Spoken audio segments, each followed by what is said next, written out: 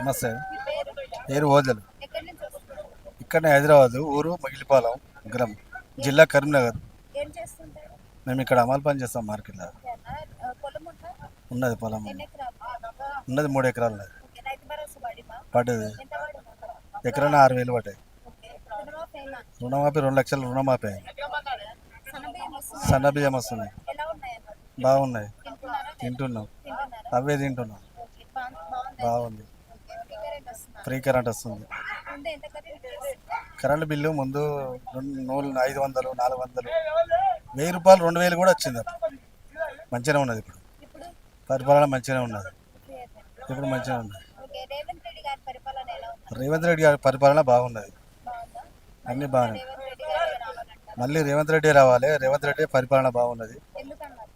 ఎందుకంటే పరిపాలన చేస్తుంది కాబట్టి బాగున్నది. ఓకే. ఓకే అన్న.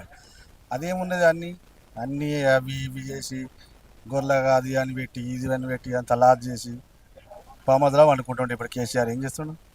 ఏం లేదు. మళ్ళీ పరిపాలన 10 ఏళ్ళు మనదే. మళ్ళీ రేవంత్ రెడ్డి పరిపాలన.